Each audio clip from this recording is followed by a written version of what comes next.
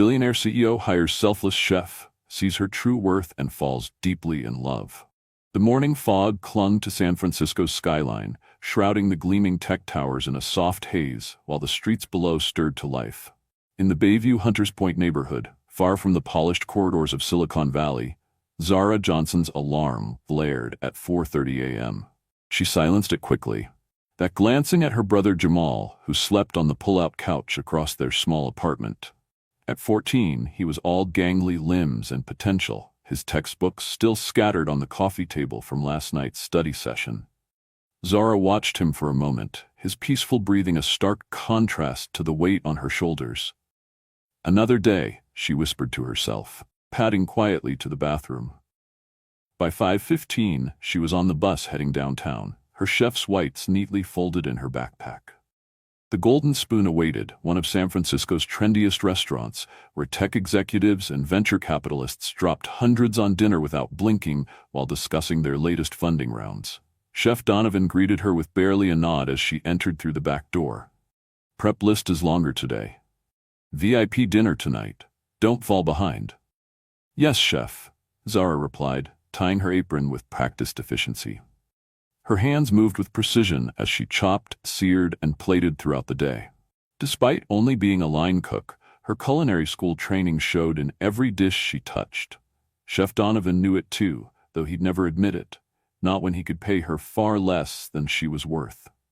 The dinner service was a blur of orders and controlled chaos. Zara moved like water through the kitchen, stepping in wherever needed, earning grudging nods from the sous chef. By 11, the last customers were lingering over dessert, and she began the meticulous cleanup that would take another hour. "Johnson," Chef Donovan called as she wiped down her station. "Table 9 sent back the halibut. Perfectly good. Toss it." Zara nodded, taking the untouched plate. But instead of scraping it into the trash, she carefully placed it in a container and tucked it into her bag when no one was looking. She added rolls that would be stale by morning, a portion of risotto that hadn't been served, and vegetables that would otherwise be discarded. At midnight, she slipped out the back door into the alley. The cold air bit at her face as she scanned the shadows. "Marcus," she called softly. A figure emerged from behind the dumpster, an elderly black man with a weathered face and dignified bearing despite his ragged clothes. A veteran's cap sat atop his gray hair. "Evening, chef," he said, his voice warm but rough. "Didn't expect to see you tonight." Zara smiled, handing him the container. "Can't let good food go to waste. There's enough for you and maybe Gloria and Tom if they're at the underpass tonight." Marcus accepted the food with a nod. "God bless you, child. You're gonna get yourself in trouble one of these days." "Only if I get caught," she replied with a wink. "How's the leg?" "Same as yesterday. Better than tomorrow will be," he chuckled, then grew serious. "You look tired, Zara. That brother of yours doing okay?" "Jamal's good. Science competition coming up. He's working on something with magnets that I pretend to understand." Her smile was genuine despite her exhaustion. Neither noticed the man watching from a car across the street, his silhouette barely visible behind tinted windows. Back inside, Zara was wiping down the last counter when Chef Donovan appeared, his eyes narrowing as they swept over her station. "Where's the halibut from table 9? He asked, voice dangerously quiet. Zara's heart skipped. "Thrown out, chef, like you asked?" He studied her face, unconvinced. "Funny, I didn't see it in the trash. I used the disposal," she lied smoothly. He leaned closer. "Listen carefully, Johnson. I've heard rumors about food walking out of my kitchen. That stops now. This isn't a charity. One more incident, and you're done. Understood?" "Yes, chef," she replied, meeting his gaze steadily despite the fear coiling in her stomach. The bus ride home was nearly empty at 1 a.m. Zara leaned her head against the window, calculating bills in her mind. Rent due next week. Jamal's school trip deposit. The electric bill marked final notice. Her grandmother's medical debt still looming large 2 years after her death. The apartment was dark when she returned, but a small lamp clicked on as she entered. "You should be asleep," she said, finding Jamal at the kitchen table, textbook open. "Wanted to finish this chapter." He yawned, his young face serious beyond his years. "You look beat, Z." "I'm fine." She ruffled his hair, noticing how he was nearly her height now. "How was school?" "Got an A on my physics test." He shrugged like it was nothing, but his smile gave him away. "Mr. Brennan says I should apply for the summer program at Berkeley." Zara's heart swelled and sank simultaneously. Pride in his brilliance, dread at another expense she couldn't afford. "That's amazing, Jay. We'll figure it out." She always said that, and somehow, they always did. As Jamal finally went to bed, Zara sat at their small kitchen table, counting out tips, barely enough to cover groceries for the week. On the refrigerator, held by a magnet, was a college brochure. Jamal thought she hadn't seen him hide there. "One day," she whispered, touching the glossy paper. "One day." The following evening at the Golden Spoon, a man sat alone in the corner booth, partially hidden by an arrangement of orchids. Alexander Whitfield, though he preferred Alex, studied the room with quiet intensity. At 38, he carried success like a second skin. Tailored navy suit, subtle platinum watch, the easy confidence of someone who'd built something from nothing. Whitfield Innovations occupied 3 gleaming buildings in the heart of San Francisco's tech corridor. His software solutions had revolutionized supply chain management, earning him billions and a spot on the cover of Forbes. Yet tonight, his attention wasn't on acquisition targets or quarterly projections. It was on Zara Johnson. He'd noticed her 3 visits ago, not for her beauty, though that was undeniable, but for a moment of kindness. She'd helped an elderly customer who'd dropped her cane, kneeling beside the woman with genuine concern, while other staff merely watched. There was something in that gesture, a humanity that seemed rare in his world of calculated transactions. "Your usual, Mr. Whitfield?" The server appeared, breaking his reverie.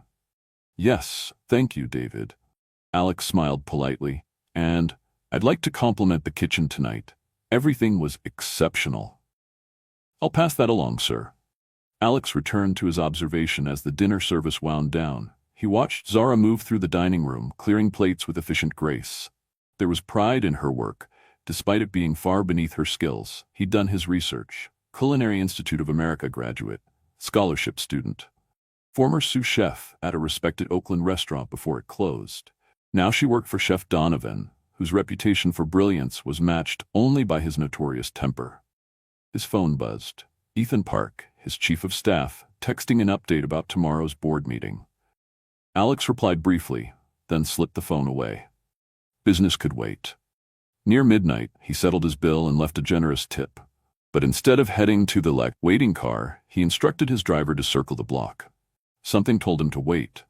Sure enough, 15 minutes later, Zara emerged from the back alley, her shoulders relaxing as she walked toward the bus stop. Alex watched as she checked her phone, her expression tightening at whatever she saw there. "Follow her," he told his driver, discreetly. The car trailed the bus at a distance, eventually stopping near a rundown apartment building in Bayview. Alex watched Zara hurry inside, her exhaustion evident even from a distance. "Same place as yesterday," his driver noted. "Yes." Alex sat back, mind working. "Let's go home, James." Back in his penthouse overlooking the bay, Alex poured himself a scotch and opened his laptop. The search results for Zara Johnson filled the screen. Articles from her culinary school graduation, her grandmother's obituary from 2 years ago, her brother's science fair victory last spring. A knock at the door preceded Ethan's entrance. At 32, Ethan was the perfect counterbalance to Alex. Organized where Alex was visionary, practical where Alex was idealistic. "It's midnight," Ethan observed, setting down a folder. "Board presentations ready for review." "Thanks." Alex gestured to the screen. "What do you know about the Golden Spoon's kitchen staff?" Ethan raised an eyebrow but adapted seamlessly to the change in subject.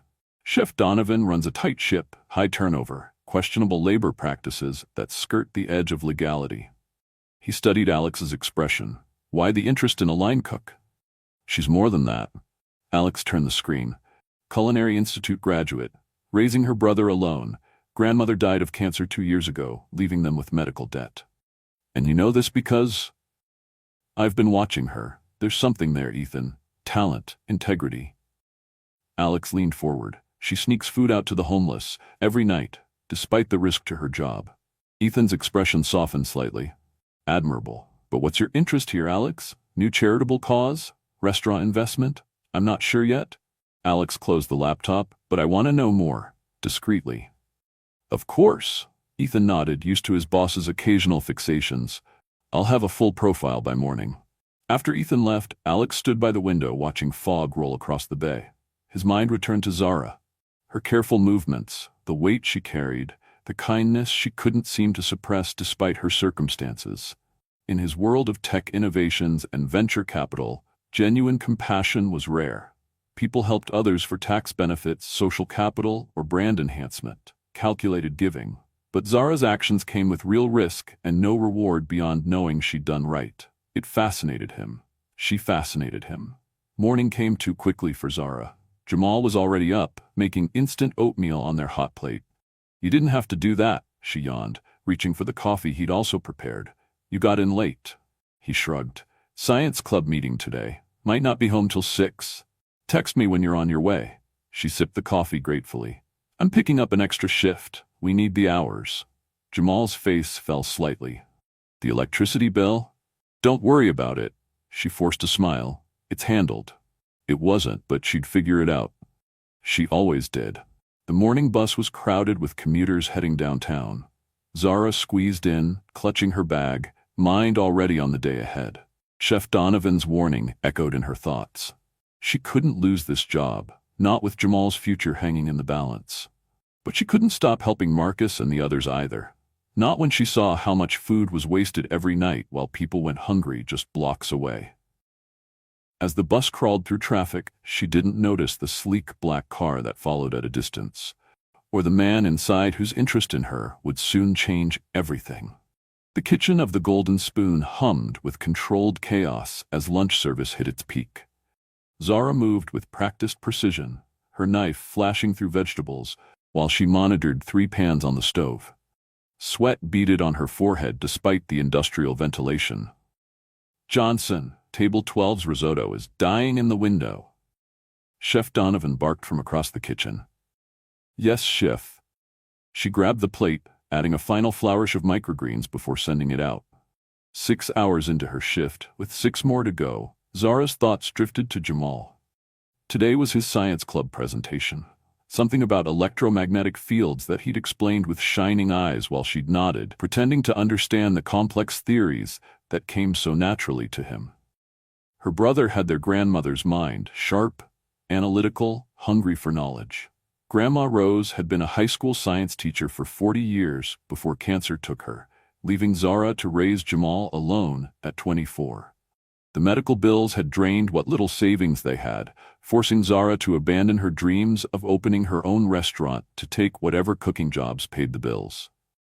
Focus, Johnson, Chef Donovan snapped, jolting her back to the present. You're burning the reduction. She quickly salvaged the sauce, adding a splash of stock to balance the flavors. Chef Donovan watched with narrowed eyes before moving on to terrorize another cook. His reputation for perfectionism had earned the Golden Spoon 3 stars and a waiting list months long.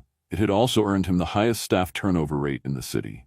Across town at Whitfield Innovations, Alex sat in his corner office, the San Francisco skyline spread before him like a living map. The glass and steel campus he'd built from his first successful software launch housed over 500 employees, though few ever saw the founder himself. Alex preferred working behind the scenes, letting his innovations speak for themselves. Ethan entered without knocking, tablet in hand. Full background on Zara Johnson, as requested. Alex gestured to the chair opposite his desk. Tell me. 26 years old. Raised by her grandmother after parents died in a car accident when she was 12. Brother Jamal, 14, shows exceptional aptitude in physics and engineering. Ethan swiped through documents. Graduated top of her class from Culinary Institute on scholarship. Was sous chef at Oakwood Bistro until it closed 2 years ago, same time her grandmother died of pancreatic cancer. The medical debt? Substantial. Rose Johnson had limited insurance. Zara's been paying it off monthly while supporting Jamal. Ethan's expression softened slightly. Kids brilliant. Perfect grades despite their circumstances. Alex nodded, processing. And the food donations? Started about a year ago. Consistent pattern. She takes leftovers to various homeless individuals in the area, primarily an elderly veteran named Marcus Washington, 68. Former Army sergeant, lost his housing after medical bankruptcy 3 years ago. Ethan looked up. She's risking her job every night. Why? Alex asked, though the question was more for himself than Ethan. Some people just can't help themselves, Ethan replied with a small smile. Reminds me of someone else I know. Alex shot him a look. They both knew Alex's philanthropy, while substantial, was carefully managed and strategically deployed. Nothing like Zara's impulsive generosity. There's more, Ethan continued. Chef Donovan has been watching her. Restaurant cameras caught her last night. He's documented 3 incidents now. Alex frowned. She's about to lose her job. Likely. And with their financial situation, Ethan let the implication hang. Alex stood, moving to the window. Below, employees crossed the campus courtyard, heading to the subsidized organic cafeteria or one of the meditation gardens he'd installed to boost well-being and productivity. What are you thinking? Ethan asked, recognizing the look on his boss's face. I'm not sure yet. Alex turned. But I want to meet her, properly. That evening, as dinner service wound down at the Golden Spoon, Zara received an unusual request. Table 9 wants to compliment the chef on the special, the server said, looking confused. They specifically asked for you, not Chef Donovan. Zara glanced toward the corner booth, where a man sat alone, his face partially obscured. That's not protocol. Chef Donovan handles guest interactions. Chef's in his office on a call. Said to handle it. The server shrugged. Wiping her hands on her apron, Zara made her way through the dining room, conscious of eyes following her. Line cooks rarely emerged from behind the scenes. As she approached table 9, the man looked up and Zara felt a jolt of recognition. She'd seen him before. A regular who always sat alone, always ordered the same thing, always left a generous tip. You wanted to see me? She asked, maintaining professional distance. I did. He stood, offering his hand. Alexander Whitfield. The halibut was exceptional. Thank you, Mr. Whitfield. She shook his hand briefly, noting the firm grip and the expensive watch on his wrist. But I should mention that Chef Donovan designs all the specials. I just execute his vision. With remarkable skill. His green eyes studied her with unexpected intensity. Your technique with the herb crust was perfect. CIA training shows. Zara stiffened slightly. You know I went to the Culinary Institute? A slight smile touched his lips. I make it my business to know talented people, Miss Johnson. Warning bells rang in Zara's mind. This wasn't a casual compliment from a satisfied customer. This man, this very wealthy man, judging by his suit and manner, knew who she was.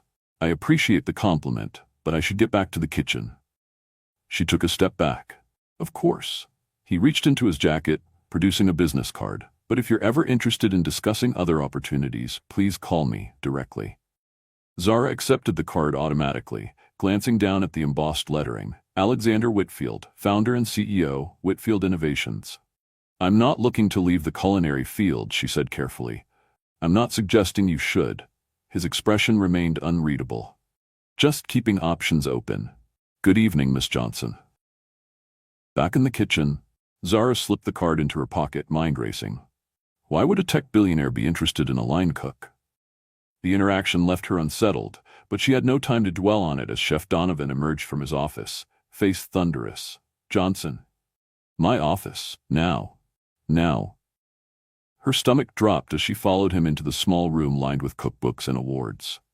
On his desk sat a tablet displaying security footage of her, the previous night, handing food to Marcus in the alley. Explain this, he demanded, voice dangerously quiet. Zara's mind raced as she stared at the damning footage. There was no point denying what was clearly visible. It was going to be thrown away, she said, keeping her voice steady. Food that was perfectly good. That's not your decision to make. Chef Donovan's face flushed with anger. That food, even as waste, is the property of the Golden Spoon. Do you have any idea what would need happen if someone got sick? The liability? The reputation damage? No one's getting sick from properly handled food, Chef. Don't get smart with me, Johnson. He leaned forward. I run a business, not a soup kitchen. This stops now or you're done. Final warning. Zara swallowed hard. Yes, Chef. Get back to work. And I'm docking your pay for the estimated value of what you've taken. The injustice of it burned, but Zara nodded and returned to her station, the weight of Alexander Whitfield's business card suddenly heavy in her pocket. Later that night, as she cleaned her station, her phone buzzed with a text from Jamal. Coming home now. Got first place in the science fair. Mr. Brennan says I should apply for the summer program at Berkeley. Pride swelled in her chest, momentarily displacing her worries. Her brother was going places, if she could just keep them afloat long enough to get him there. But as she finished closing duties, another text came through. Z, the electricity got shut off. I'm at Marcus's spot using his phone. What should I do? Her heart sank. The final notice hadn't been a bluff after all. She quickly texted back. Stay there. I'll come get you after work. We'll figure it out. But how? Her next paycheck was a week away, and now reduced by Chef Donovan's penalty. The rent was due in 3 days, and Jamal needed proper lighting to study, not to mention heat in the increasingly cool spring evenings. As she left through the back door, she paused, staring at the dumpster full of perfectly good food. For the first time in a year, she walked past without taking anything, the security camera's red light blinking accusingly above. She found Jamal and Marcus huddled under the overpass, the older man sharing his small propane heater with her brother. Jamal's science fair medal glinted in the dim light. I'm sorry, Z. Jamal said immediately, his young face creased with worry. I should have reminded you about the bill. This isn't on you, she said firmly, hugging him close. I'm so proud of you. First place, that's amazing. Marcus watched them with kind eyes. Boy's got a good head on his shoulders. Explained his whole project to me. Something about using magnets to clean up oil spills. Electromagnetic separation of petroleum contaminants from water, Jamal corrected with a small smile. It's still just a prototype. It's brilliant is what it is, Marcus said. You two can stay with me tonight if you need. It ain't much, but it's dry. Zara shook her head.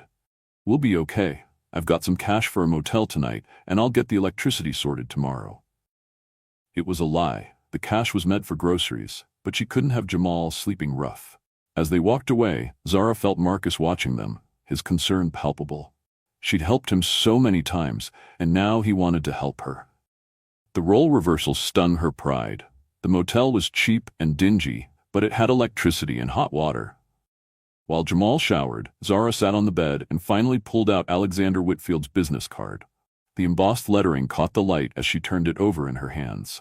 Just keeping options open, he'd said. What options could a tech billionaire possibly offer a chef? It made no sense, unless her cheeks burned at the implication. She wasn't naive. Wealthy men had made offers before, thinly veiled propositions disguised as opportunities. Was that what this was? She was about to toss the card when her phone buzzed with a bank alert. Account balance $27.43. Not enough for the electricity deposit, not enough for next week's rent, not enough to keep Jamal's dreams alive. With a deep breath, she dialed the number. Across the city, Alex was reviewing quarterly projections when his private line rang. Few people had this number. He answered immediately. Whitfield. Mr. Whitfield, this is Zara Johnson, from the Golden Spoon. Alex sat up straighter, signaling to Ethan, who was across the room, to give him privacy. Miss Johnson, I'm glad you called.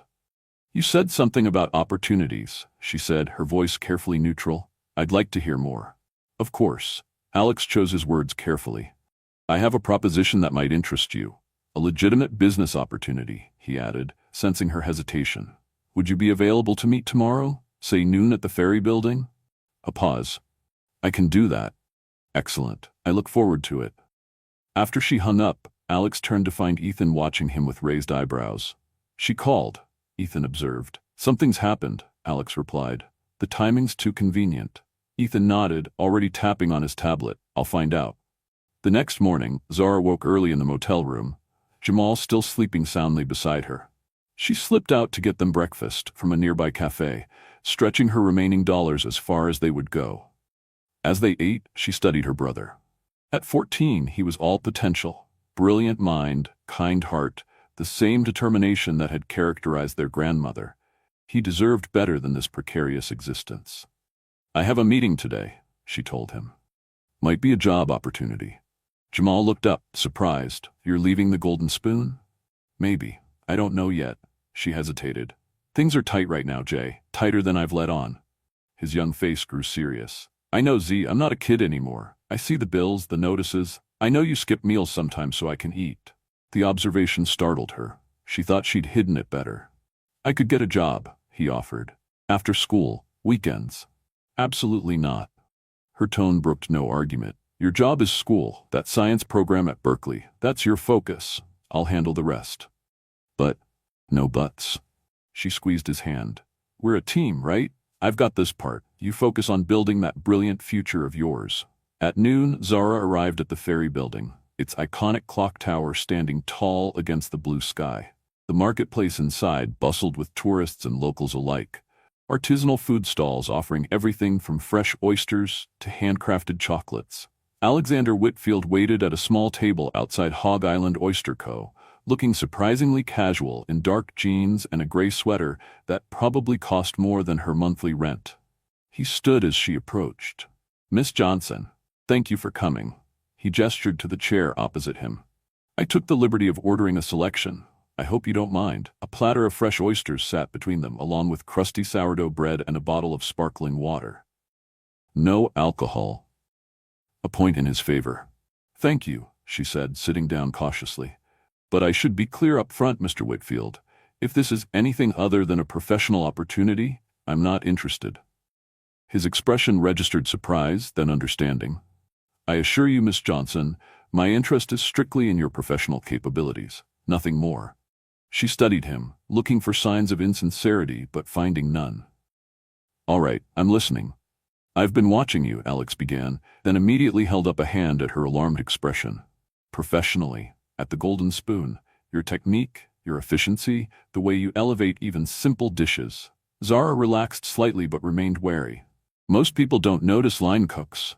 I'm not most people, he smiled briefly. I also noticed your extracurricular activities, helping the homeless man in the alley. Her spine stiffened. How did you? I make it my business to observe. It's how I built my company. Alex leaned forward. What interests me is that you risk your job every night to help others. That kind of integrity is rare. It's not integrity, Zara countered. It's basic human decency. The food was going to waste while people go hungry. Simple as that. Alex studied her for a moment. Chef Donovan caught you. It wasn't a question. Zara's eyes narrowed. You've been investigating me. I have, he admitted without apology. I wanted to understand who you are before making my offer. Which is what, exactly? Alex took a sip of water, organizing his thoughts. Whitfield Innovations is launching a new community initiative, a combination of food security programs, job training, and support services for underserved neighborhoods. I need someone to run it. Someone who understands both culinary excellence and genuine compassion. Zara blinked, caught off guard. And you think that's me? I'm a line cook, Mr. Whitfield. I don't have experience running whatever this is. You have exactly the experience I need. Formal culinary training, understanding of food costs and kitchen management, and most importantly, a genuine desire to help others. He slid a folder across the table. The position comes with a substantial salary, benefits, and creative control over program development. Zara opened the folder, and her breath caught. The salary listed was triple what she made at the Golden Spoon. Health insurance, retirement benefits, even a housing allowance. Why me? She asked, unable to keep the suspicion from her voice. There must be dozens of qualified people with actual management experience. There are, Alex acknowledged, but they don't have your heart. I've watched you, Zara. You give when you have nothing left to give. That's who I want leading this initiative. She closed the folder, mind racing. It seemed too good to be true, which meant it probably was. I need time to think about this. Of course. Alex handed her another card. My private number. Call me when you decide. But don't wait too long. Chef Donovan isn't known for second chances. As if on cue, her phone buzzed with a text from the restaurant. Don't bother coming in tonight, or ever again. Your final check will be mailed. Her face must have shown her shock because Alex's expression softened. He fired you. How did you know that would happen today? She demanded, suddenly angry. Did you have something to do with this? No, Alex said firmly. But I know how men like Donovan operate. Zero-tolerance policies make them feel powerful. He paused. I'm sorry about your job, but my offer stands. Zara stood abruptly. I need to go. Think about it, Alex called after her. This isn't charity, Zara. It's an opportunity you've earned. She walked away without looking back, the folder clutched in her hand like a lifeline she wasn't sure she should grab. Back at the motel, Jamal was working on homework when she returned. One look at her face told him everything. "You got fired," he said quietly. Zara nodded, sinking onto the bed. "Chef Donovan found out about the food." Jamal sat beside her. "What are we gonna do?" She opened the folder, showing him the offer. This might be an option. His eyes widened as he read. Whitfield Innovations, the tech company? What do they want with a chef? They're starting some kind of community food program. The man I met with, Alexander Whitfield, wants me to run it. The Alexander Whitfield? Jamal looked impressed. His company developed that algorithm that revolutionized supply chain management. We studied it in computer class. He examined the offer more closely. This is amazing. Why aren't you jumping at this? Because it doesn't make sense, she said, voicing her doubts. Why would a tech billionaire hand a major program to someone with no management experience? There has to be a catch. Jamal considered this. Maybe he just recognizes talent. Or maybe... He hesitated. Maybe he's seen what you do for others and wants to help you do more of it. Since when are you so trusting? She asked with a small smile. Since we're out of options, he replied pragmatically. Look, worst case, it doesn't work out and you find another restaurant job. Best case, we can actually pay our bills and you get to help people without sneaking around. Put that way, it seemed simple. But Zara had learned early that nothing came without strings. I'll think about it, she promised. That night, after Jamal was asleep, Zara slipped out of the motel and walked to the underpass where Marcus stayed. He was awake, reading by the light of a battery-powered lamp. Thought you might come by, he said, setting his book aside. Heard about the job. News traveled fast on the streets. I got an offer, she admitted, sitting beside him on his makeshift bench. Something different. Better money, helping people like I've been trying to do, but you don't trust it, Marcus finished for her. Smart girl. World doesn't usually hand out gifts without wanting something back. Exactly, she sighed, but Jamal deserves stability. A real home, not motel rooms and cold apartments. Marcus was quiet for a moment. You know, when I was in the army, my sergeant used to say something. When opportunity knocks, check who's at the door, but don't be too scared to open it. He looked at her kindly. This Whitfield fellow, what's your gut say about him? Zara considered the question. That he's used to getting what he wants, that he sees things others miss, that he's genuine maybe, but I can't figure out his angle. Maybe there isn't one, Marcus suggested. Some folks just want to do good with what they've got. In my experience, those people don't become billionaires. Marcus chuckled. Fair point. But consider this. You've been helping me for a year, asking nothing in return. Maybe some of that karma's coming back around. The next morning, Zara dialed Alex's number before she could talk herself out of it. I'll take the job, she said when he answered. But I have conditions. I'm listening, he replied, and she could hear the smile in his voice. I want creative control over the food programs. I want to hire people who need second chances. And I want a clear understanding that this is a professional relationship only. All reasonable requests, Alex agreed. When can you start? Tomorrow, she said firmly. But I need an advance on my first paycheck. Today. There was a brief pause. May I ask why? My electricity's been shut off. My brother and I are in a motel. Rent's due in 2 days. She swallowed her pride. I need to get us back on our feet before I can help anyone else. I understand. His voice softened slightly. Check your bank account in an hour. Consider it a signing bonus, not an advance. True to his word, an hour later, Zara's phone buzzed with a deposit notification that made her eyes widen. It was enough to cover the electricity deposit, back rent, and 2 months ahead. Is this for real? Jamal asked, peering over her shoulder at the screen. Apparently, she said, still stunned. Pack up, we're going home. By evening, their apartment had power again, the rent was paid, and the refrigerator held more food than they'd had in months. As Zara prepared a proper meal for the first time in their own kitchen in days, she felt a weight lift from her shoulders. But as she chopped vegetables, doubt crept back in. What did Alexander Whitfield really want from her? And was she ready for whatever came next? The Whitfield Innovations campus sprawled across 3 gleaming buildings in south of Market, each a testament to Alex's vision of the future. Open spaces, sustainable design, and cutting-edge technology seamlessly integrated into every surface. Zara felt distinctly out of place as she approached the main entrance, her simple black blazer and slacks a stark contrast to the tech-casual attire of employees streaming inside. At reception, a sleek touchscreen prompted her for identification. "Zara Johnson," she said, feeling awkward. "I'm starting today. I'm supposed to meet—" "Miss Johnson," a voice interrupted her. She turned to find a slim Asian man in his early 30s approaching, tablet in hand. "Ethan Park, Mr. Whitfield's chief of staff. Welcome to Whitfield Innovations." He extended his hand, his grip firm and professional. "I'll be helping you get settled today." "Thank you," she replied, following him through security gates that opened automatically as they approached.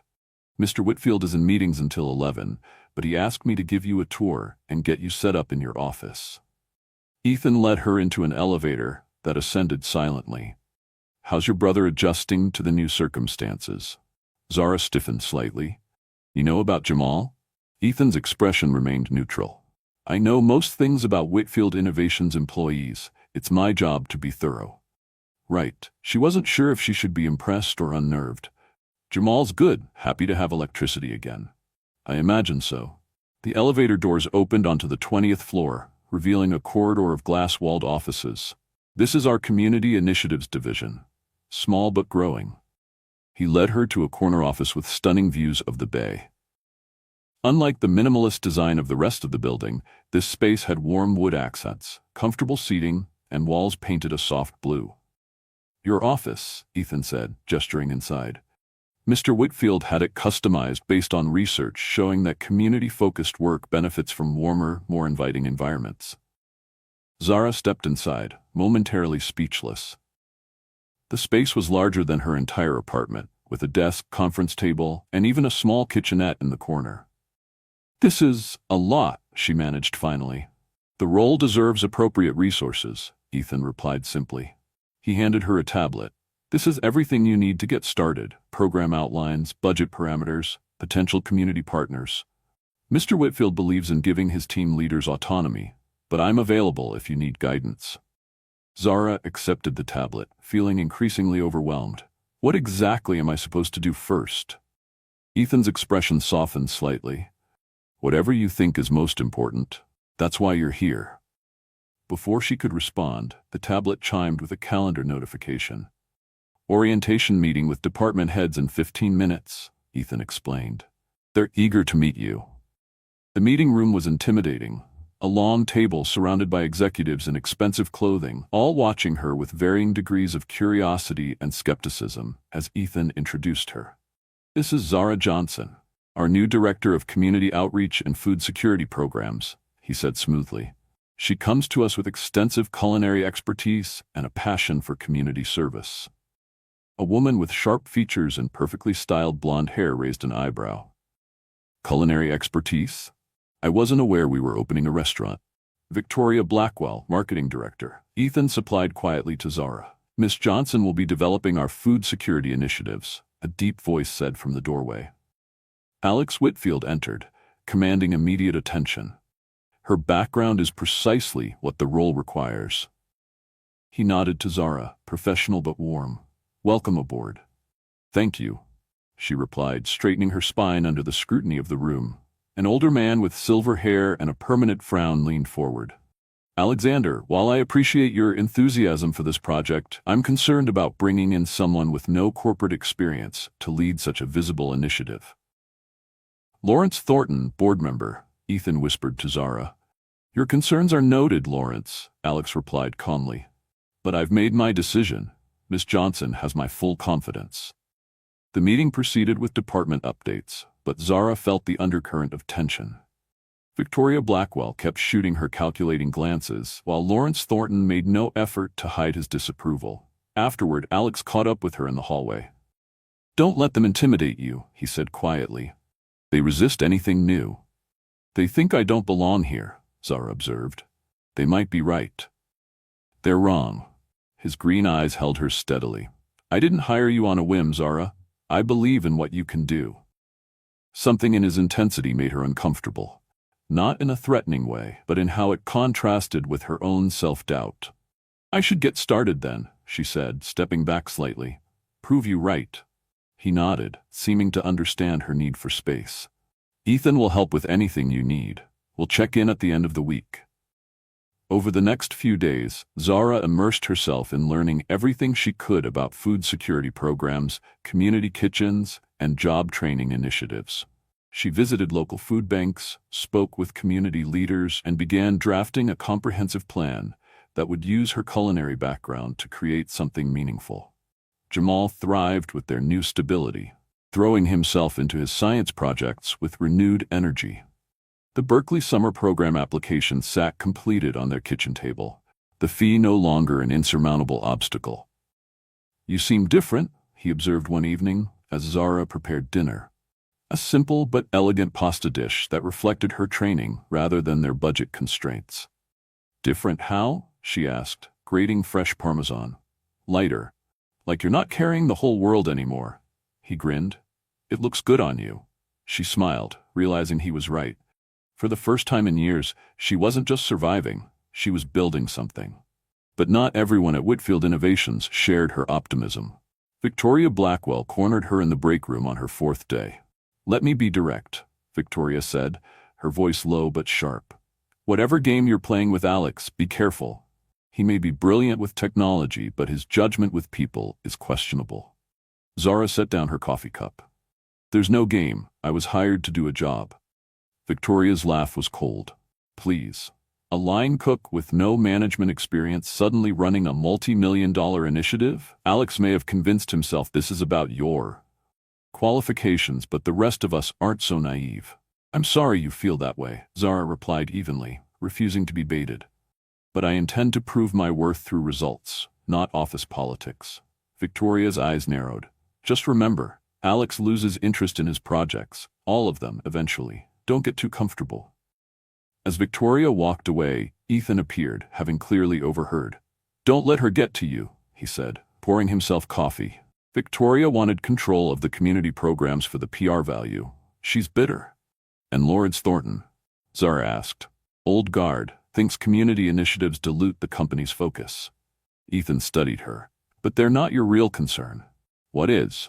Proving Alex right. Ethan's expression was unreadable. He's invested a lot in you, not just money, but personal capital with the board. He rarely does that. Why did he?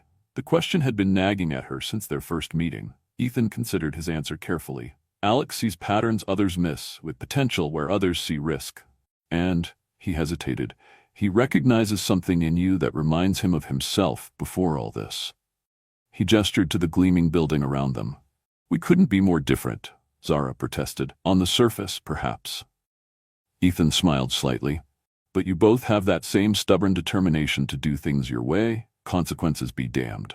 By Friday, Zara had completed her initial program proposal, a 3-tiered approach that included a community kitchen offering free meals with dignity, culinary job training for unemployed residents, and a food recovery program that would redirect surplus from restaurants and grocery stores to those in need. Alex reviewed it in her office, his focus intense as he read through each section. This is excellent, he said finally, looking up. Practical, scalable, and addresses root causes, not just symptoms. Thank you, she replied, surprised by how much his approval meant to her. I especially like this. He tapped the section on the community kitchen. Restaurant-quality meals served in a dignified setting, not a soup kitchen line. That's innovative. People need more than calories, Zara explained. They need connection, respect. A good meal served with dignity can provide both. Alex studied her for a moment. You understand that from experience. It wasn't a question, but she answered anyway. After our grandmother died, there were times when Jamal and I had to choose between electricity and food. We qualified for assistance, but the process was dehumanizing. I swore if I ever had the chance to do better, I would. And now you do. His smile was genuine, warming his usually reserved features. How soon can we launch the first phase? With proper funding and space? 4 weeks for the community kitchen. The job training will take longer to develop. You'll have both by Monday. He stood to leave, then paused. There's a company event tomorrow night, a fundraiser at the Exploratorium. You should come. I don't think that's necessary, she said carefully. I'm still learning the ropes. It's important for the team to see you integrated into the company, he countered. Many potential partners will be there. Good networking opportunity. She hesitated, then nodded. All right, what's the dress code? Formal. He seemed to read her thoughts. The company has an account at Neiman Marcus. Ethan will set it up for you to select something appropriate. Consider it a business expense. After he left, Zara sat back, conflicted. On one hand, the program was taking shape exactly as she'd hoped. On the other, she was increasingly aware of the complex dynamics at play. Victoria's hostility, Lawrence's disapproval, and Alex's intense interest in her success. What had she gotten herself into? The Exploratorium glittered with San Francisco's elite, tech founders, venture capitalists, and politicians mingling beneath interactive science exhibits temporarily transformed into sophisticated conversation pieces. Zara stood at the entrance, feeling like an imposter in her borrowed elegance. A midnight blue gown from Neiman Marcus that fit as though it had been made for her. Her hair swept up in a style Jamal had helped her perfect after watching tutorial videos. You look like you're planning an escape route, a familiar voice observed. Ethan appeared beside her, impeccable in a tailored suit. Relax, it's just people with too much money trying to convince each other they deserve it. Despite herself, Zara smiled. That doesn't make it less intimidating. Fair point, he offered his arm. Let me introduce you to some people who might actually be useful for your program. As they moved through the crowd, Zara felt eyes following her. Some curious, others calculating.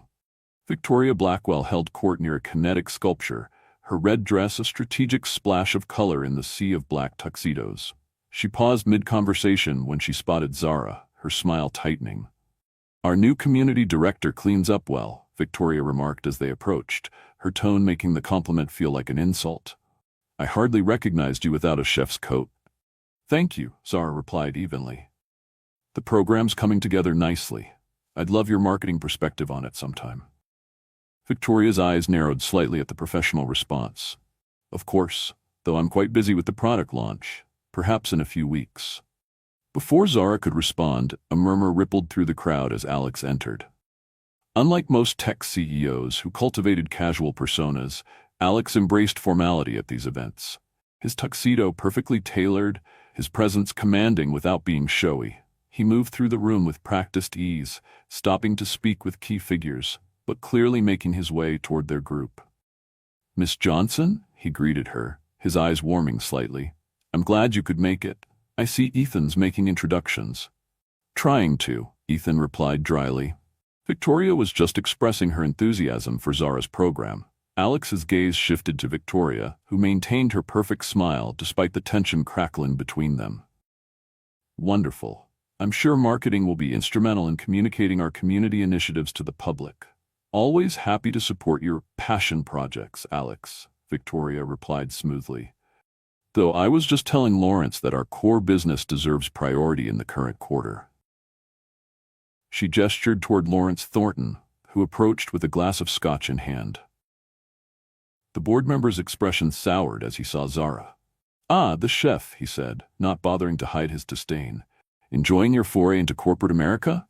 It's been illuminating, Zara replied diplomatically. I'm learning a lot. I'm sure. Lawrence turned to Alex. A word, when you have a moment. The Singapore investors are asking questions about the Q3 projections. Alex nodded. Of course. To Zara, he added, don't let these two intimidate you. The mayor's here somewhere. He'd be a good ally for your community kitchen initiative. As Alex and Lawrence moved away, Victoria's facade dropped slightly. Word of advice, she said, her voice low. Don't get too attached to your program or to Alex's attention. Neither tends to last. Is that a prediction or a threat? Zara asked quietly. Victoria's smile was sharp. Just an observation based on history. Alex gets fixated on new projects and people. Then he moves on. Ask his ex-wife. She glided away, leaving Zara unsettled. Ethan sighed beside her. Victoria excels at dropping bombs and walking away, he said. For what it's worth, she's wrong about your program. Alex is fully committed to it. And the other part? Zara couldn't help asking. Ethan hesitated. Alex's marriage ended because his wife wanted a trophy husband, not someone obsessed with changing the world. It had nothing to do with his attention span. He checked his watch. The mayor's by the pendulum exhibit. Let's make that introduction. The evening progressed with Zara meeting potential partners and donors, each conversation building her confidence. By the time she slipped away shortly before midnight, she had a list of contacts and promises of support that exceeded her expectations. Outside, waiting for the rideshare Ethan had arranged, she heard her name called. Alex approached, having apparently followed her out. "Leaving already?" he asked. "It's been a long week," she replied. "And I promised Jamal I wouldn't be too late." He nodded, understanding. "You did well in there. Made some important connections. Thanks to you and Ethan." "No," he corrected gently.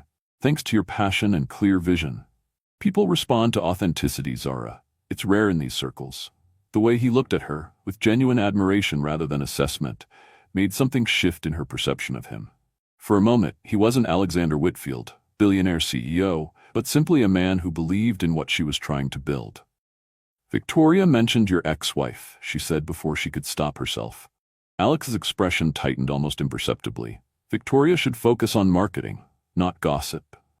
"I'm sorry, it's none of my business." "No, it's," he sighed. "Catherine and I wanted different things. She wanted the lifestyle my success could provide. I wanted to use that success to make meaningful change. In the end, we couldn't reconcile those visions." The vulnerability in his admission surprised her. "Thank you for telling me." "I want you to understand something, Zara." His green eyes held hers intently. "This program, what you're building, it matters to me. Not as a tax write-off or PR move. As something real." Her rideshare arrived before she could respond, leaving her to ponder his words on the drive home. The following weeks were a whirlwind of activity as Zara's program took shape. Alex secured a building in the Bayview neighborhood, a former restaurant that had sat empty for years, and renovation began immediately. Zara hired a small team, including 2 former culinary school classmates who had fallen on hard times, and Marcus, whose military experience and street knowledge proved invaluable for community outreach. Jamal thrived with their new stability, receiving his acceptance to the Berkeley summer program with whoops of joy that echoed through their apartment. For the first time in years, Zara felt like they were building something sustainable, rather than just surviving. But as the community kitchen's launch approached, resistance within Whitfield Innovations intensified. Victoria strategically delayed marketing materials, while Lawrence questioned every budget item in board meetings. Alex defended the program consistently, but the tension was palpable. "They're afraid," Ethan explained one evening as he and Zara worked late, finalizing details for the launch event. "You're changing the company's image, shifting priorities. Change threatens people who've built their power on the status quo." "I'm just trying to feed people." Zara sighed, rubbing her temples. "No, you're doing much more than that," Ethan countered. "You're proving that corporate resources can be used for genuine social good, not just tax-deductible window dressing. That's revolutionary and threatening to people like Victoria and Lawrence." The launch event was scheduled for a Friday evening, a community dinner that would showcase the program for potential partners, press, and neighborhood residents. Zara poured everything into the preparations, designing a menu that balanced nutrition with comfort, elegance with accessibility. The morning of the event, she arrived at the kitchen early to find Marcus already there, organizing volunteers. "Couldn't sleep," he explained with a shrug. "Too excited to see this place come alive." Zara smiled, surveying the transformed space. What had once been an abandoned restaurant was now a warm, welcoming environment with comfortable seating, soft lighting, and a state-of-the-art kitchen visible through glass partitions, her design choice to show respect for both the food and those who prepared it. "It's really happening," she said, still somewhat amazed. "Because of you," Marcus replied. "You took that chance, opened that door when opportunity knocked." The day progressed smoothly, with Zara's team executing her vision perfectly. By late afternoon, everything was ready, tables set, food prepped, volunteers briefed. Alex stopped by to check in, his approval evident as he toured the space. "This exceeds every expectation," he told her, genuine admiration in his voice. "You've created something extraordinary here, Zara." His praise warmed her more than it should have. Over the weeks of working together, she'd found herself increasingly drawn to his passion and vision, his unwavering support of her ideas. It was a dangerous attraction. He was still her boss, still from a world utterly different from hers, but undeniable nonetheless. "Thank you for giving me the chance," she replied, maintaining professional distance despite the pull she felt toward him. "I'll see you tonight," he promised, heading back to the office for meetings before the event. At 6 o'clock, with just 2 hours until the launch, disaster struck. Zara was reviewing final details with her team when the lights flickered, then went out completely. The kitchen fell silent as the refrigeration units, stoves, and ventilation systems shut down.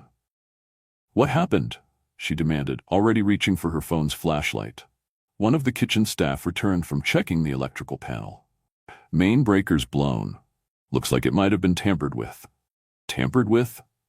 Zara repeated, disbelief giving way to suspicion. "Call the building manager. Now." While they waited, she tried to remain calm, directing staff to keep refrigerator doors closed to maintain temperature and assessing what could be salvaged if power wasn't restored quickly. Her phone buzzed with a text from an unknown number. "Some people don't belong in the business world. Go back to the kitchen where you belong." A chill ran through her that had nothing to do with the darkened room. This wasn't an accident. The building manager arrived 30 minutes later, confirming her fears. "Someone deliberately overloaded the system," he reported grimly. "Cut through some wires too. This was intentional." Zara called Ethan immediately. "The power's out. Someone sabotaged the electrical system." "I'm on my way," he replied without hesitation. "Alex is in his final meeting. I'll tell him as soon as he's out." By the time Ethan arrived, Zara had formulated a contingency plan, moving what food they could to coolers with ice, setting up battery-powered lighting, and determining what could be served cold or cooked on portable butane burners. It wouldn't be the showcase she'd planned, but they could still launch. "This is more than a coincidence," Ethan said quietly as they assessed the situation. "First the marketing delays, then Lawrence's budget challenges, now this. You think someone inside Whitfield is behind this?" The idea seemed extreme, even with the tensions she'd experienced. "I think someone feels very threatened by your success," Ethan replied carefully, "and by Alex's support of you." Before she could respond, her phone buzzed with another text. "Check your email. Everyone will know the truth about you and Whitfield." With shaking hands, she opened her email to find a message sent to all Whitfield employees, the press list, and community partners. The subject line made her stomach drop. Whitfield's latest acquisition, from line cook to executive partner. The email contained photos of her and Alex at various meetings, their body language manipulated to suggest intimacy, alongside a fabricated story implying she had earned her position through a personal relationship with him.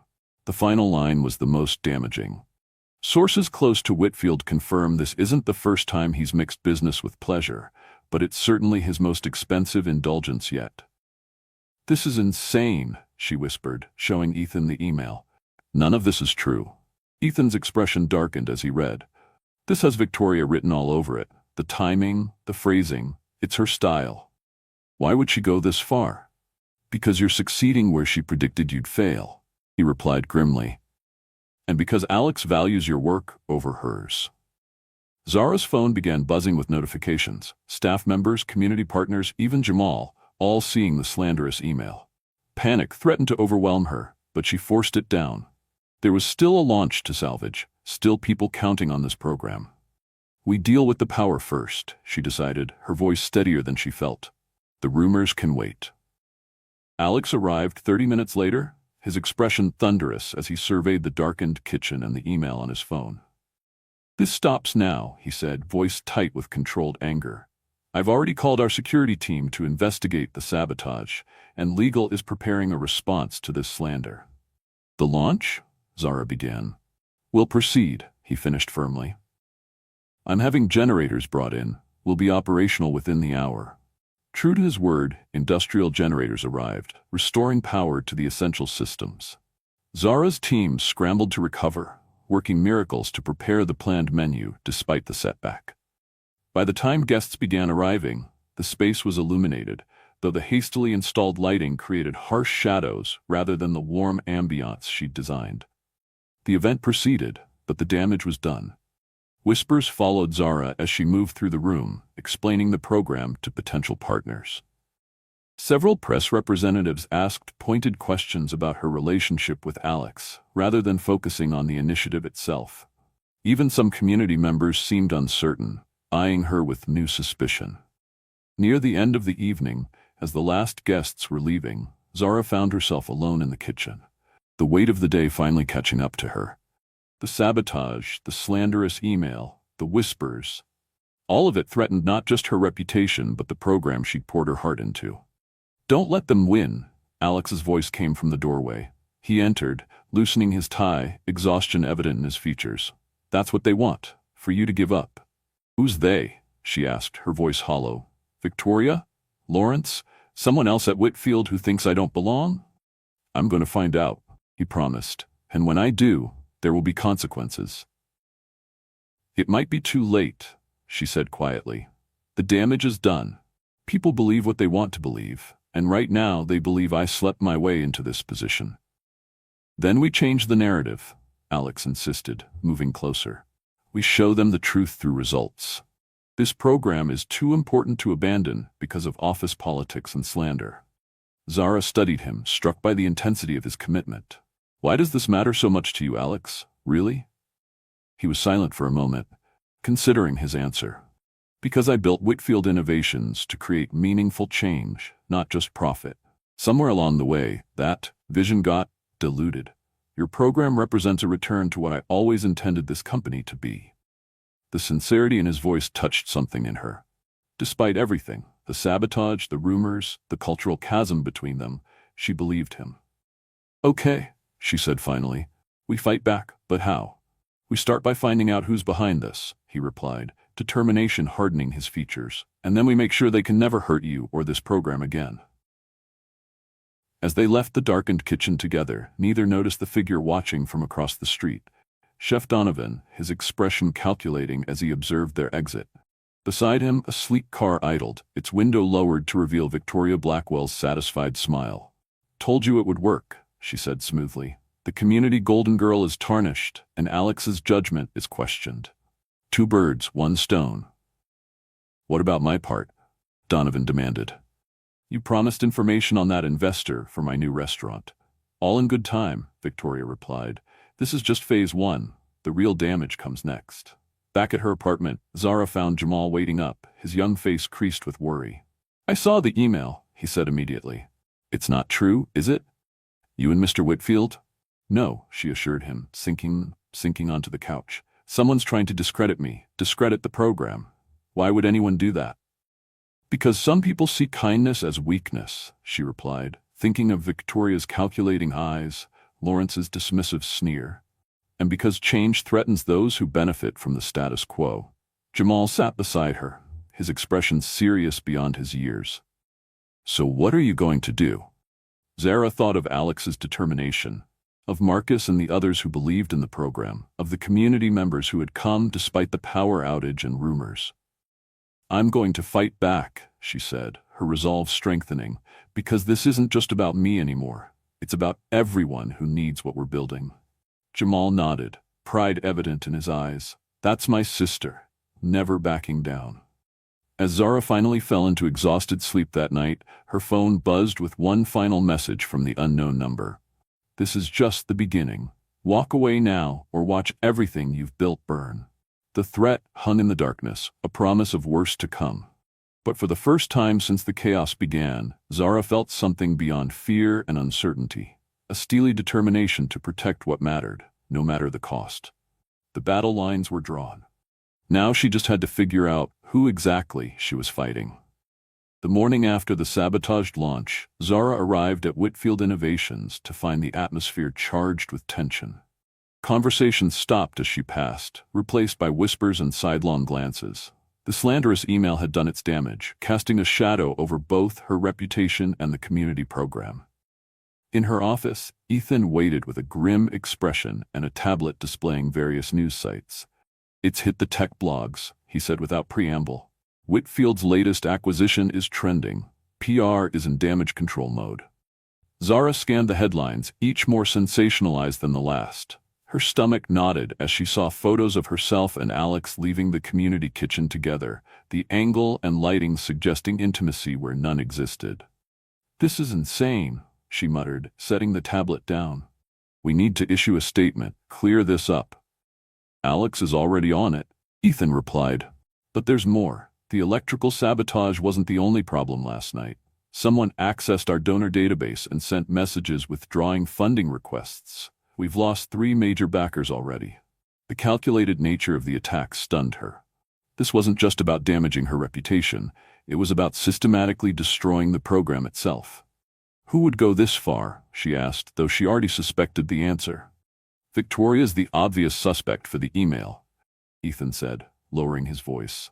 "But the technical aspects, the database breach, the electrical sabotage, that's beyond her skill set. She'd need help." Before Zara could respond, her office door opened and Alex entered, his expression controlled, but anger simmering beneath the surface. "Board emergency meeting in 30 minutes, he announced. "Lawrence is calling for a review of the community program's viability after last night's embarrassing technical failures and concerning leadership questions." "He wants to shut us down," Zara realized. "He wants to shut you down," Alex corrected. "The program is just collateral damage in his eyes." "What do we do?" Alex's gaze was steady. "We fight, with facts, with results, with the truth. I need everything you have on the program's impact projections, community partnerships, and the launch despite the sabotage." As Zara gathered her materials, a text from Jamal made her pause.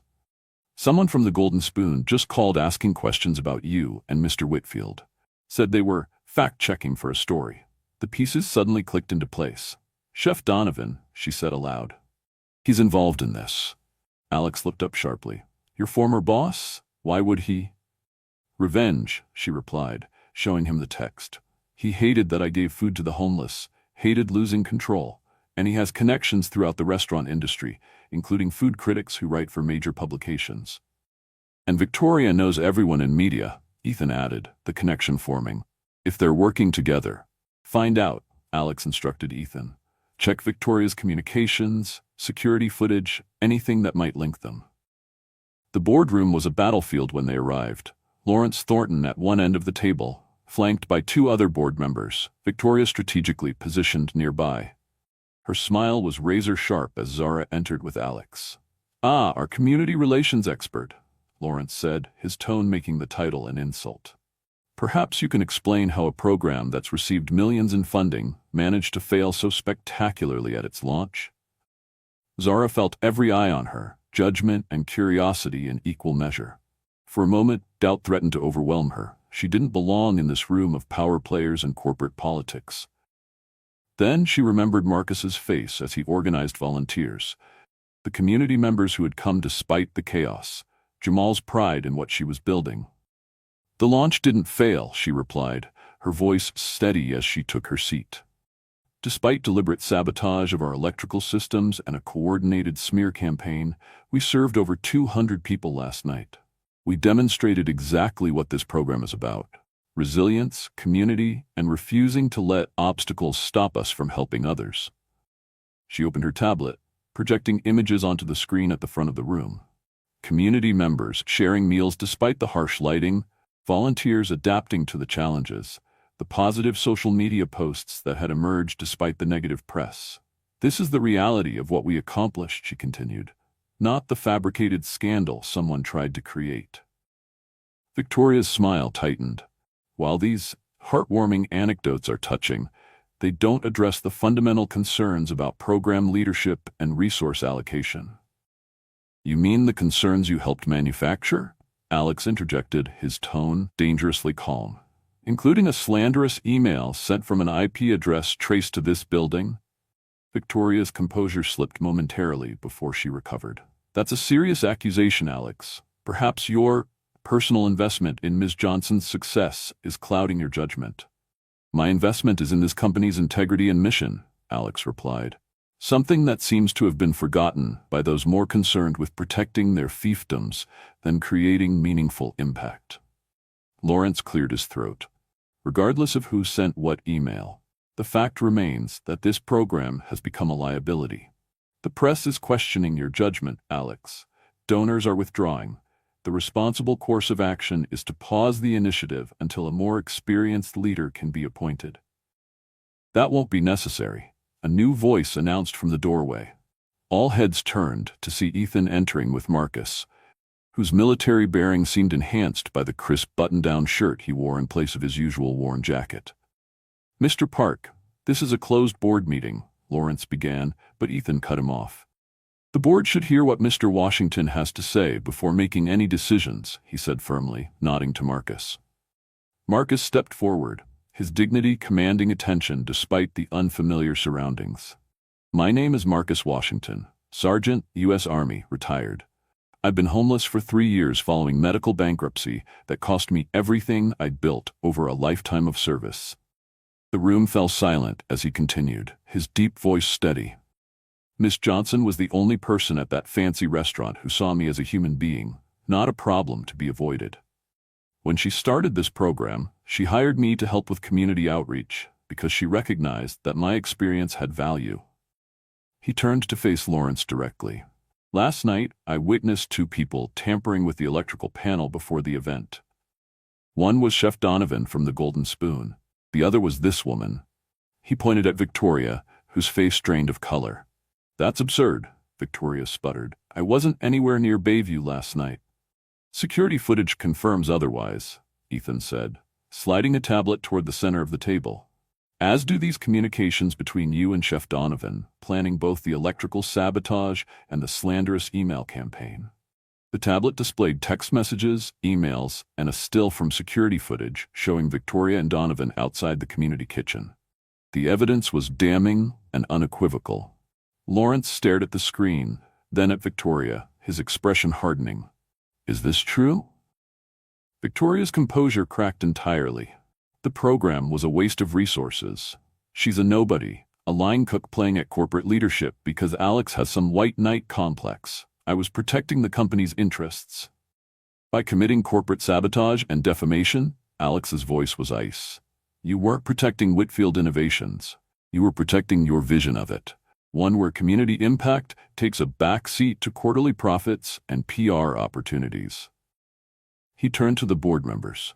"This is a defining moment for our company. We can either recommit to the values I founded this company on, innovation that creates meaningful change, or we can continue down the path of prioritizing optics over impact."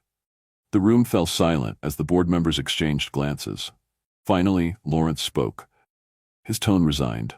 "Victoria's actions are indefensible. She'll be terminated immediately and will cooperate with any legal proceedings that follow."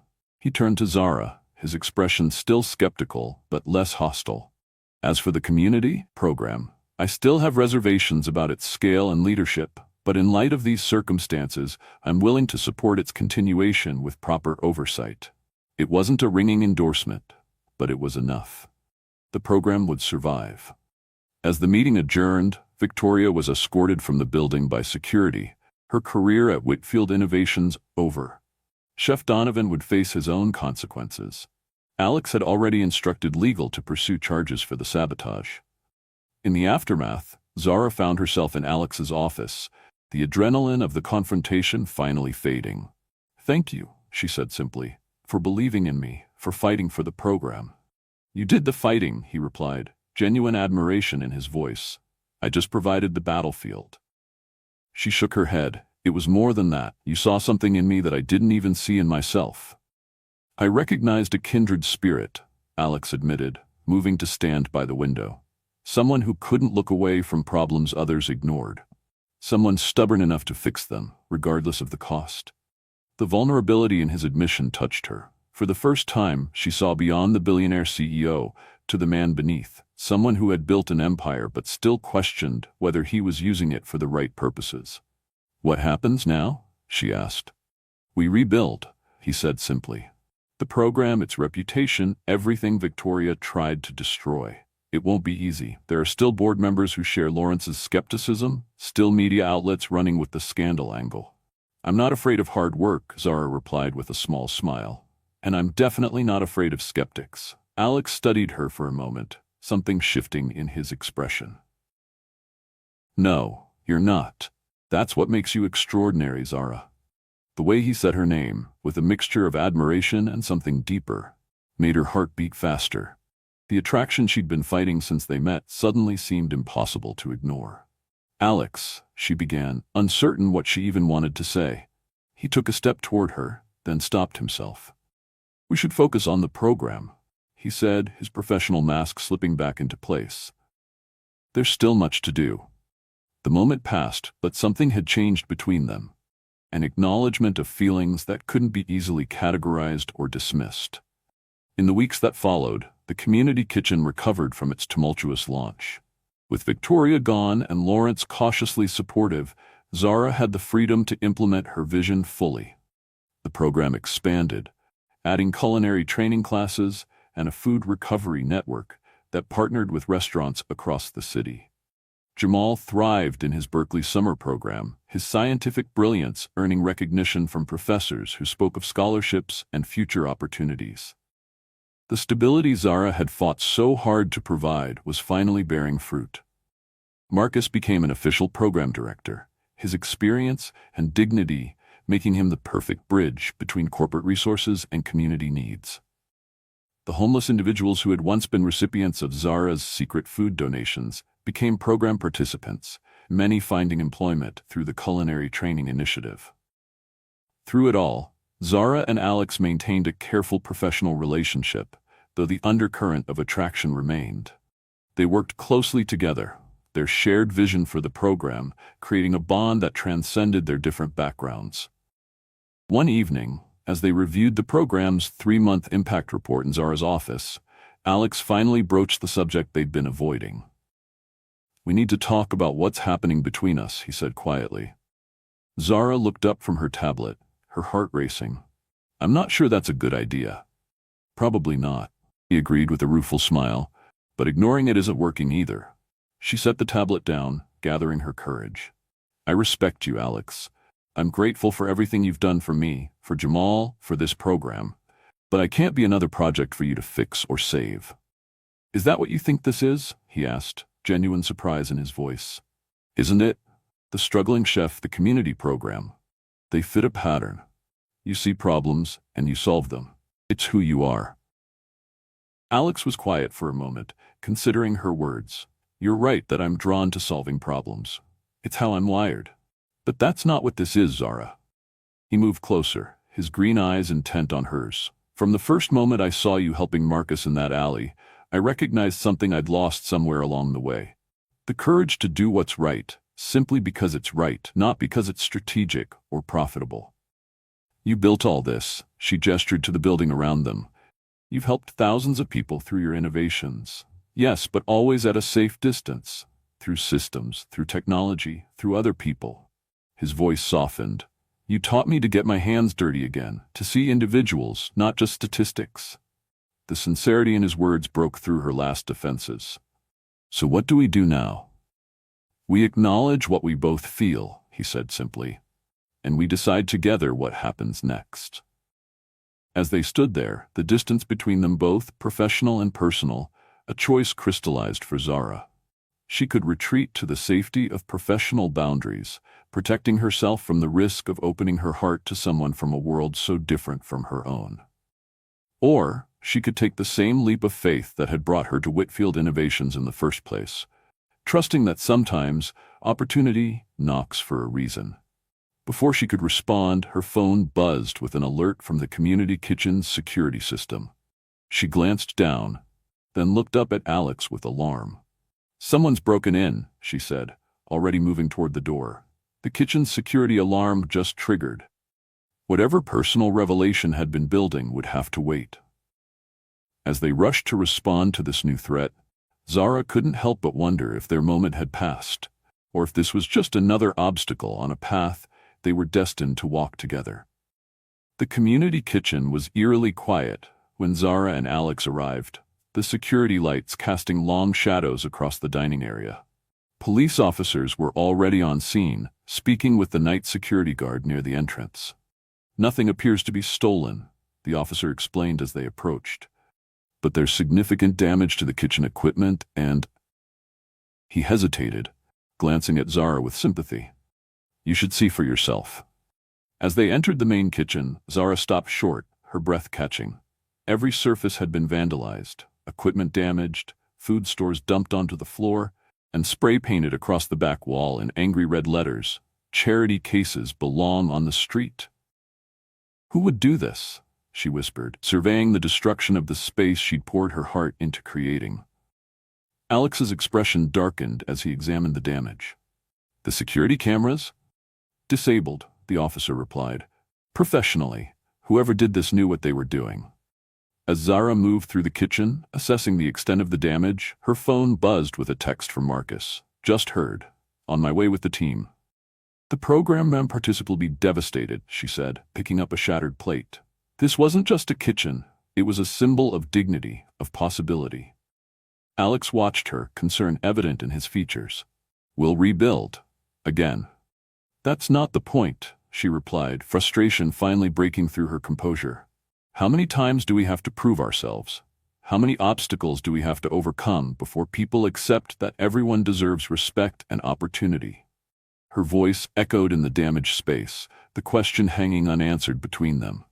Alex moved closer, carefully taking the broken plate from her hands. As many times as it takes, he said quietly. That's the lesson I've learned from you, Zara. The work that matters is never finished. We just keep showing up, keep rebuilding, keep fighting for what's right. The simplicity of his answer cut through her anger, reminding her why she'd started this journey in the first place. Not because it would be easy, but because it was necessary. The kitchen door swung open as Marcus arrived with several program participants and volunteers, their faces reflecting shock at the destruction, but determination to help. Thought you might need some hands, Marcus said, rolling up his sleeves. We can have this place cleaned up by morning. One by one, more people arrived. Kitchen staff, community members, even some of Whitfield's employees who had heard about the vandalism through social media. What had begun as a devastating setback transformed into a demonstration of exactly what the program had built. Community. As dawn broke, the kitchen had been cleaned, though the damaged equipment would need replacement. Zara stood in the center of the space, exhausted but moved by the response. Alex approached, offering a cup of coffee. Thank you, she said, accepting it gratefully. For everything. I should be thanking you, he replied. Look around, Zara. This is what you created. Not just a kitchen, but a community that rallies when it's needed. She followed his gaze, seeing the diverse group of people working together, the formerly homeless veteran directing volunteers, Whitfield executives in expensive clothes scrubbing floors alongside community members, all united by a common purpose. We created this, she corrected gently. Together. The moment was interrupted by Ethan's arrival, his expression grim despite the progress around them. We know who did this, he said without preamble, showing them his tablet. Security footage from across the street caught them leaving.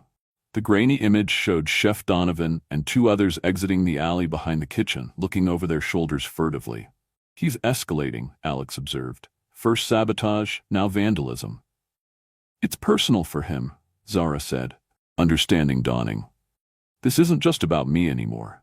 It's about what this program represents. A different way of seeing people, a different kind of success than the one he values. We'll press charges, Alex began, but Zara shook her head. That won't solve the underlying problem, she said thoughtfully. We need something more transformative. Later that day, as the community kitchen prepared to reopen for dinner service with borrowed equipment and donated supplies, Zara implemented her plan. With Alex's support, she invited local media to document not just the vandalism, but the community's response to it. This kitchen was vandalized last night, she told the assembled reporters, cameras capturing her words. Someone tried to send a message that people in need don't deserve dignity or opportunity, but look around you. The cameras panned to show the bustling kitchen, volunteers and program participants working side by side to prepare the evening meal. This is the real story, Zara continued. Not destruction, but creation. Not division, but community. We're not just feeding people here. We're nourishing the idea that everyone deserves respect, everyone has value, Everyone belongs at the table. Her words resonated beyond the immediate crisis, capturing the essence of what she and Alex had been building together. The coverage spread rapidly, generating an outpouring of support that transformed the vandalism from a setback into a catalyst for growth. Donations poured in, allowing for not just replacement of damaged equipment, but expansion of the program. Corporate partners, moved by the community's resilience, offered additional funding and resources. What Chef Donovan had intended as a devastating blow became the program's defining moment. As for Donovan himself, the public identification of his role in the vandalism destroyed what remained of his reputation. The Golden Spoon's reservations dried up as San Francisco's diners voted with their wallets against his actions. Within months, the restaurant would close, a consequence not of Zara's vengeance, but of his own choices. 6 months after the vandalism, the community kitchen had expanded to 3 locations across San Francisco, each implementing Zara's vision of dignity-centered service and opportunity creation. The culinary training program boasted a 78% job placement rate, transforming lives through skills development and mentorship. Jamal had returned from his summer program at Berkeley with a full scholarship offer for when he graduated high school. His scientific brilliance recognized and nurtured by professors who saw his potential. The stability Zara had fought so hard to provide had become the foundation for his soaring success. Marcus now directed the outreach program, his military experience and street knowledge making him uniquely qualified to bridge worlds that rarely intersected. The man who had once been invisible to most of society now spoke at conferences about homelessness solutions, his dignity and wisdom commanding respect in rooms filled with power brokers and policymakers. And Zara herself had grown into her role, no longer the uncertain line cook thrust into corporate leadership, but a confident program director whose vision was reshaping how San Francisco addressed food insecurity and economic opportunity. Through it all, her relationship with Alex had evolved, the professional boundaries gradually softening as they worked side by side, their shared passion for the program creating a bond that transcended their different backgrounds. The attraction that had simmered between them from the beginning remained, complicated by their professional relationship, but impossible to ignore.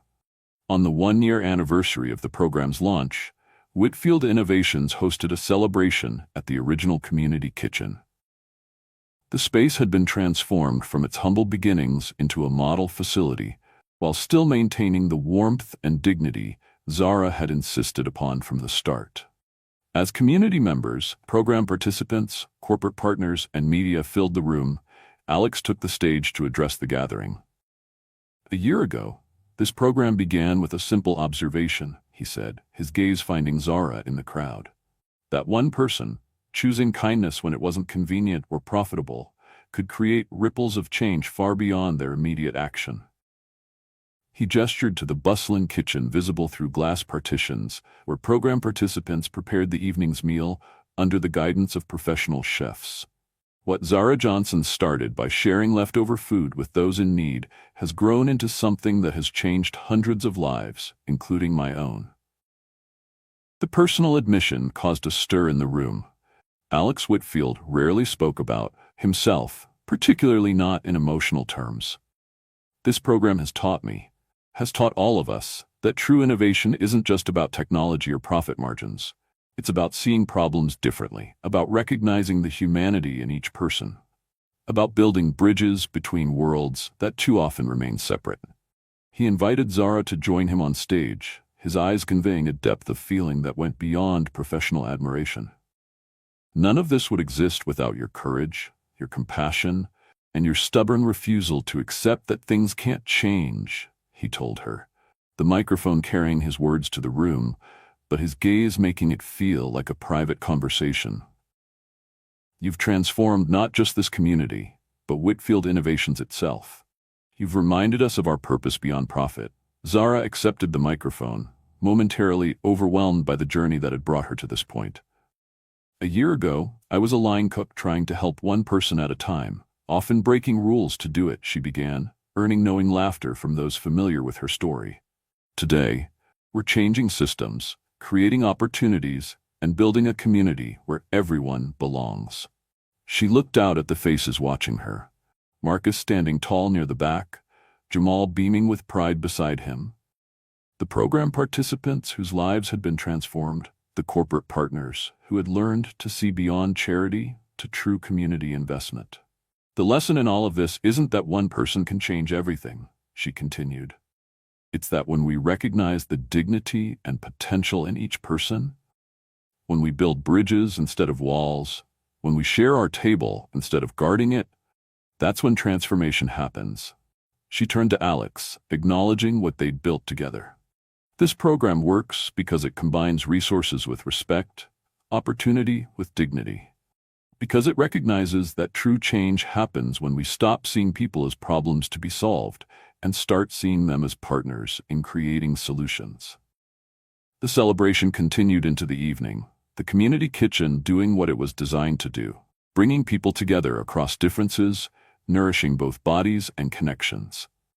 As the event wound down, Zara found herself on the rooftop garden they'd added during the expansion, taking a moment of quiet amid the herbs and vegetables grown for the kitchen below. Alex joined her there, loosening his tie as he stepped into the peaceful space. "Hiding from your admirers?" he asked with a small smile. "Just catching my breath," she replied. "It's been quite a year." "It has." He moved to stand beside her at the railing, the San Francisco skyline spread before them, lights twinkling against the darkening sky. "I've been thinking about what you said that night in your office, before the vandalism interrupted us." Zara's heart quickened at the memory. "Which part?" "About not wanting to be another project for me to fix or save." His green eyes held her steadily. "You were right to question my motives then.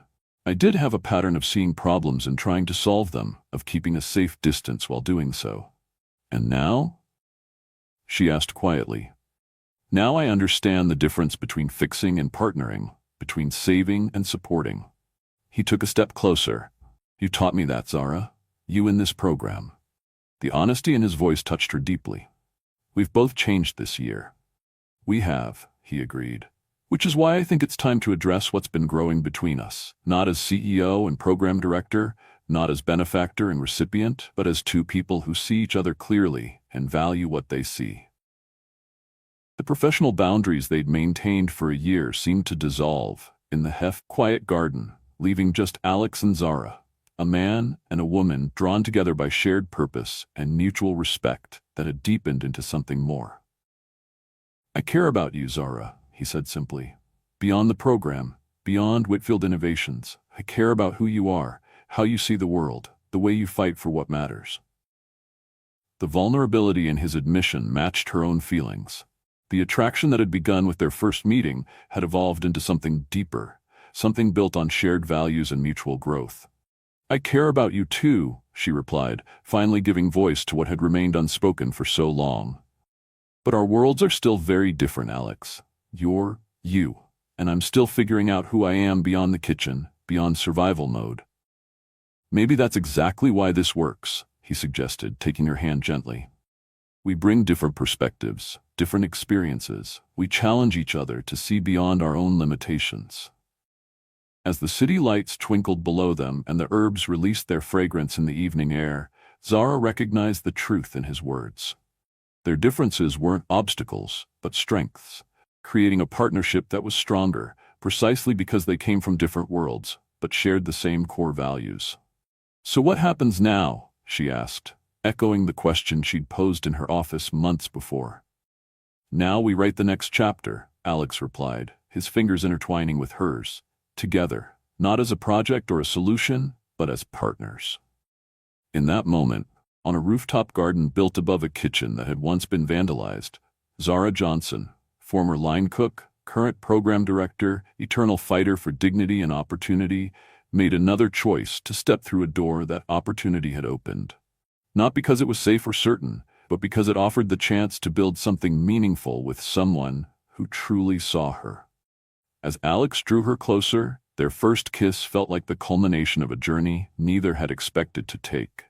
From that first night in the alley behind the Golden Spoon to this rooftop overlooking the city they were helping to transform. One meal, one opportunity, one connection at a time. Below them, the community kitchen continued its work, a testament to what could be built when people recognized the dignity in each other and chose to create rather than destroy, to connect rather than divide, to share rather than hoard. In its success lay the lesson that had brought them together and would carry them forward, that the most powerful change happens not through grand gestures or technological innovations, but through simple human connections, made with respect and sustained with love.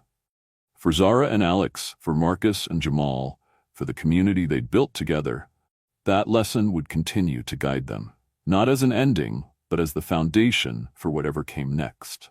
2 years later, the San Francisco Chronicle ran a feature story titled "From Line Cook to Community Leader: How Zara Johnson Transformed Food Security in the Bay Area." The accompanying photo showed Zara standing in the central kitchen of what was now called the Dignity Network, a coalition of 5 community kitchens, 3 culinary training centers, and a food recovery program that spanned the entire Bay Area. The journalist had shadowed Zara for a day, observing as she moved between board meetings and cooking classes, policy discussions, and community meals. The resulting article captured not just the program's impressive statistics, thousands served, hundreds trained and employed, millions in economic impact, but the philosophy that made it unique. The secret ingredient isn't the food, Zara had explained as she guided a formerly homeless veteran through a complex cooking technique. It's dignity. When you treat people with respect, when you recognize their inherent value, that's when transformation happens. In the 2 years since the vandalism that had nearly destroyed the original kitchen, the Dignity Network had become a model studied by cities across the country. What had begun as Alex Whitfield's passion project was now an integral part of Whitfield Innovation's identity, with a dedicated division and substantial funding. Jamal, now in his first year at Berkeley on a full scholarship, had developed a sustainable food storage technology that extended shelf life without refrigeration, an innovation that the Dignity Network was already implementing in communities with limited resources. At 17, he was the youngest intern ever accepted at Whitfield's research division, his brilliant mind nurtured by mentors who recognized his potential. Marcus Washington had testified before Congress on homelessness solutions, his dignified presence and practical wisdom commanding respect from legislators on both sides of the aisle. The man who had once been invisible to society now shaped policy that would impact thousands like him. And Alex and Zara had found their way forward together, their personal relationship deepening alongside their professional partnership. The skeptics who had initially dismissed their connection as inappropriate or temporary had been silenced by time and by the evident respect and balance between them. On a warm Saturday afternoon, they gathered in the rooftop garden of the original community kitchen. Zara and Alex, Jamal and Marcus, along with the core team that had built the Dignity Network from its humble beginnings. The garden had expanded to cover the entire roof, producing vegetables and herbs for the kitchen below, while providing a peaceful retreat above the city streets. To 2 years of dignity, opportunity, and really good food, Alex toasted, raising his glass as the group sat around a harvest table built by program participants. And to many more, Zara added, her free hand finding his beneath the table. As the conversation flowed around them, Jamal explaining his latest innovation to an enthralled audience, Marcus discussing the new veteran-focused housing program, Alex leaned closer to Zara. "I have something to show you later," he said quietly. "A new project I've been working on." She raised an eyebrow, familiar with his tendency to pursue new ideas with intense focus. "Another expansion?" "Something different," he replied with a mysterious smile. "Something more personal." Later, as the gathering wound down, Alex led Zara to his car, not the sleek luxury vehicle he'd driven when they first met, but a more practical electric model that reflected his evolving priorities. "Where are we going?" she asked as they drove across the city. "You'll see." 20 minutes later, they pulled up in front of a familiar building, the Golden Spoon, which had stood empty since Chef Donovan's downfall. The once prestigious restaurant had fallen into disrepair, its windows papered over, its sign faded. "Why are we here?"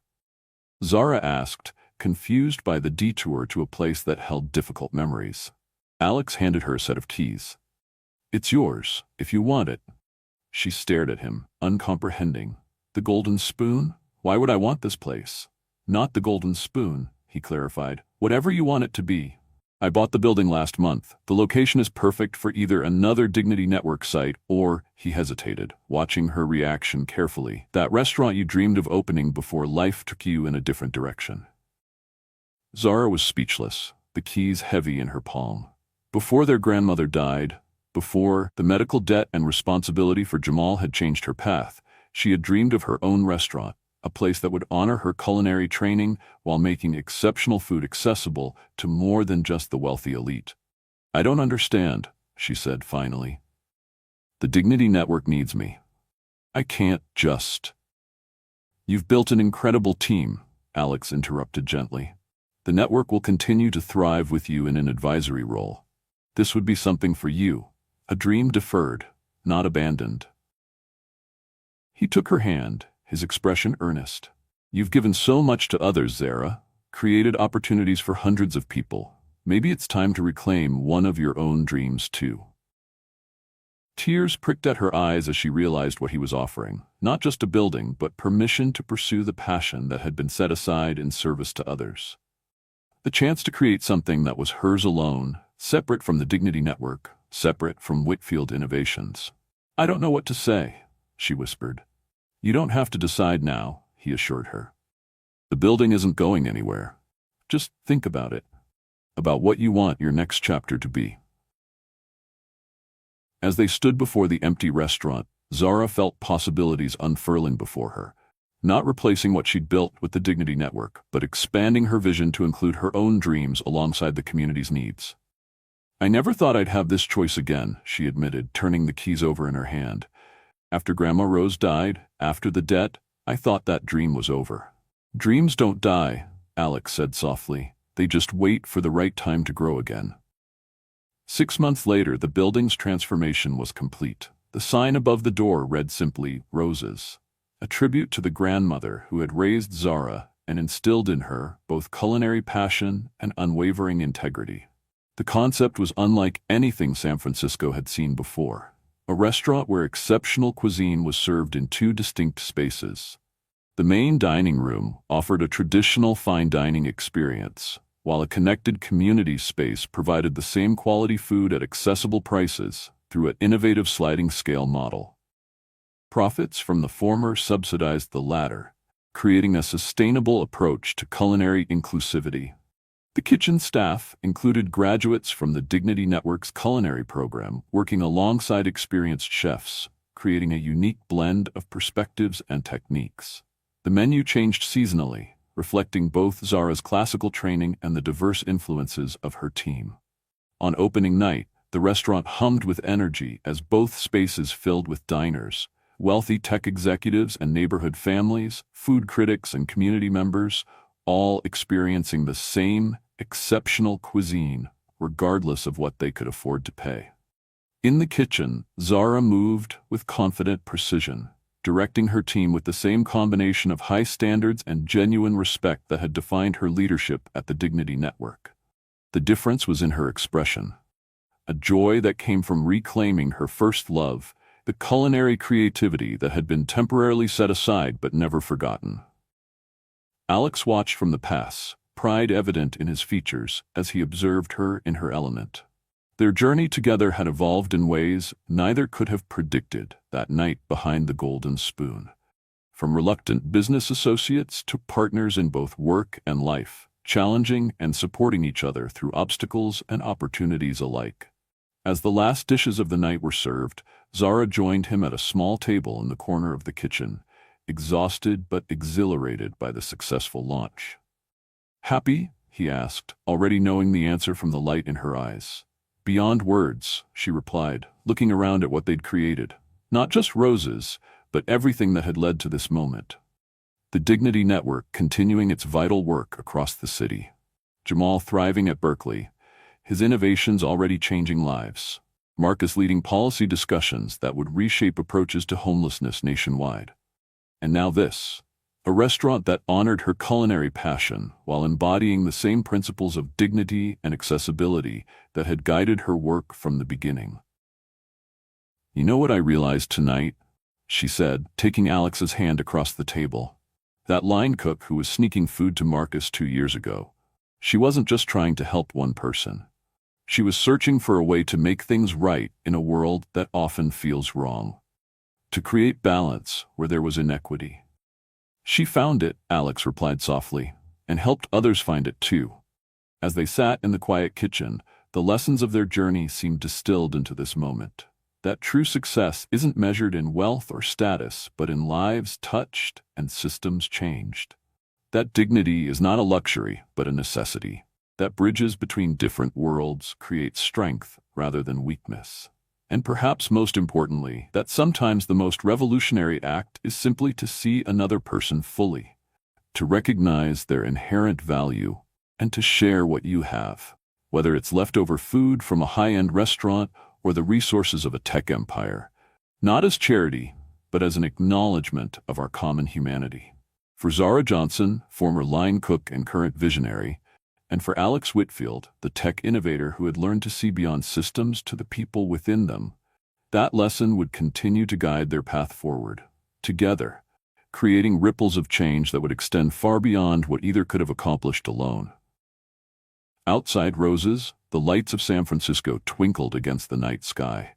A city still filled with contrasts and contradictions, with wealth and poverty side by side. But within those contrasts now existed new possibilities. Community kitchens serving meals with dignity, training programs creating pathways to opportunity, and a restaurant where exceptional food brought people together across differences. It wasn't a perfect solution to society's deep inequities, but it was a start, a model of what could happen when people refused to accept that things couldn't change, when they recognized the power of small acts of kindness to grow into movements for transformation. And in that recognition lay the heart of their story. Not an ending, but a continuing journey of growth, challenge, and possibility. For Zara and Alex, for the communities they served, and for all those who would be inspired by their example, the most important chapters remained unwritten, waiting to unfold, one meal, one opportunity, one connection at a time.